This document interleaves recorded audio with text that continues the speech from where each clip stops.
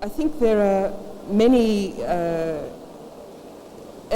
me say, I think that one of the other good things about a non-result in Copenhagen is that we're still, if you like, metaphorically speaking, at the crossroads. The road has not yet been taken. Of course, there are some things that are already in place. We know about the carbon markets, we know about agrofuels, we know about the push for a lot of geoengineering and geotechnologies. We know that nuclear is back on the agenda. But at the same time, there is an incredible pushback on all of these solutions. People know that the carbon markets don't work. People know that agrofuels is a complete relocation of the problem from the north to the south, leading to all sorts of environmental destruction, landlessness, and so on. People know that nuclear is not a viable alternative, that it's extremely dangerous and extremely expensive, and it is not even an efficient way of producing energy. People know that technology, untried technology, is highly risky and is most likely to be in the hands of the powerful corporations rather than in the hands of the people. And I think this is where the kind of the underlying principles of climate justice are extremely important. First of all, we can say that broadly people who are part of a climate justice movement, which is not a particular entity, but it's more a set of ideas and a set of principles, acknowledge and reinforce the fact that the polluters are responsible for cleaning up the problem, that the polluters are responsible for paying the costs of responding to climate change and adapting to a new system. The climate justice movement resists the false solutions that are being propagated and pushed by national governments and through the UN processes. And these are the false solutions of big dams, of agrofuels, of nuclear, of carbon markets, the false solutions which we know are simply a way of reinforcing the current system of capitalism and not changing anything fundamentally. But at the same time, the climate justice movement is actively pushing for and building movement power to push for energy sovereignty, for food sovereignty, for community control over resources, for the recognition of ecological debt and reparations for ecological debt, for Indigenous people's rights, for gender rights, for a completely different approach to organising our economies and managing our resources, which is not based on profit and which is not based on an accumulation of capital. So as I said, we are, I think, still at the crossroads. If nothing happens, the climate crises will continue. The devastating climate events of droughts and floods will continue to accelerate, and inevitably the poorest and the most marginalised will be the most impacted by these climatic events. And if we don't do anything about the way we organise our societies and the way we organise our economies, then we will end up, in my view, with a kind of eco-fascism, that there will be the crisis itself will take care, if you like, in a inverted quotes, will take care of the problem through famines, through mass migrations, through the devastation of arable lands and agricultural lands. If we continue unchecked, then the system itself will collapse, and we will end up with a kind of eco-fascism where only the most powerful can survive in this system. I think the solution that is being promoted by the global elites is a kind of green capitalism. So business as usual, but with cleaner technologies and with more renewable energies. And it's a way to maintain the current power relations and the current economic system, but at the same time to do it with a few less greenhouse gas emissions.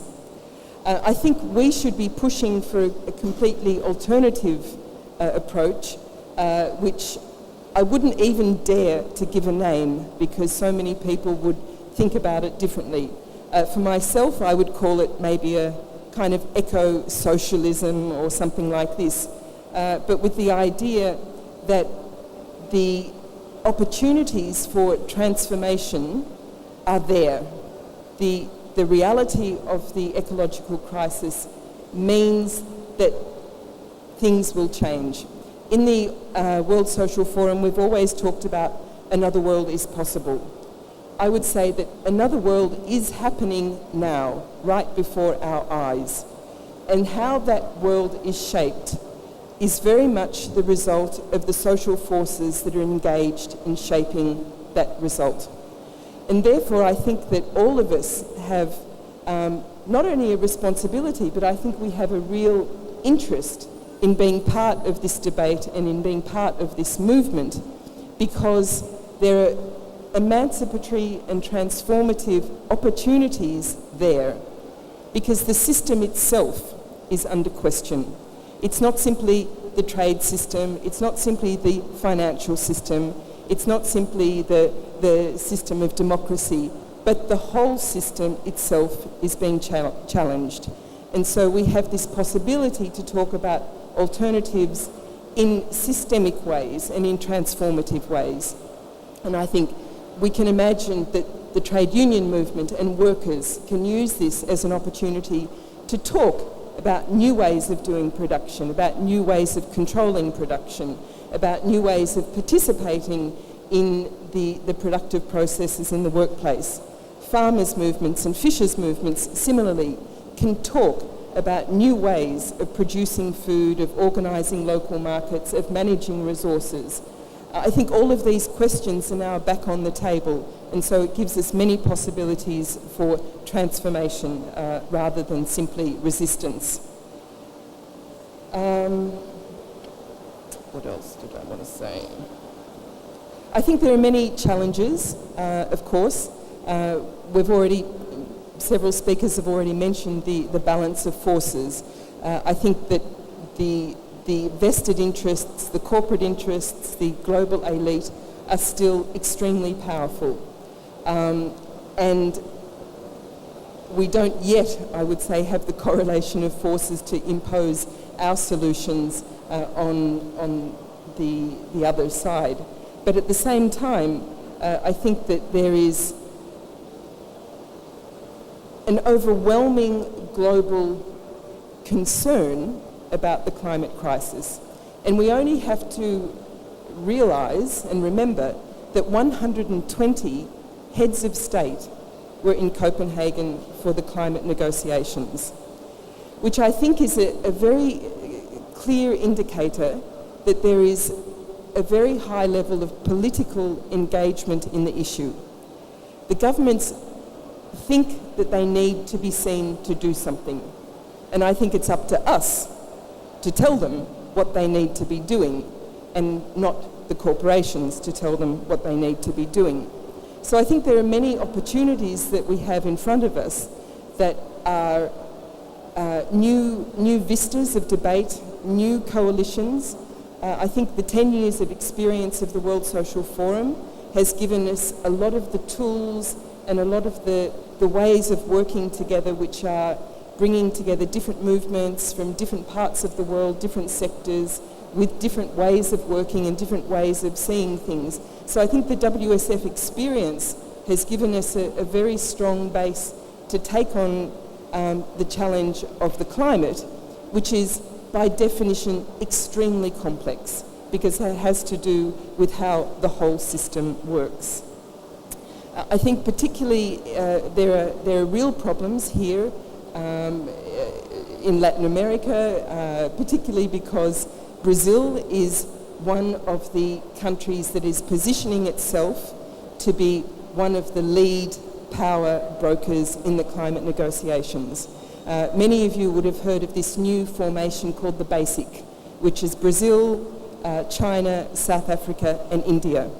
And these four countries together have a very strong interest in being powerful actors in the global international political negotiations, and they see that they have an important role to play in the climate negotiations.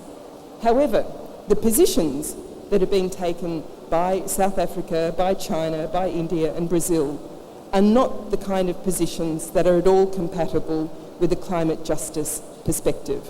So not only do we have to fight the governments of the North, who are historically responsible for this problem, but we also have to fight with governments of the South, who are, in the name of the right to development, trying to perpetuate an economic model which is based on endless growth and endless expansion. And we know that it's not possible to have endless growth in a finite planet. Thank you very much.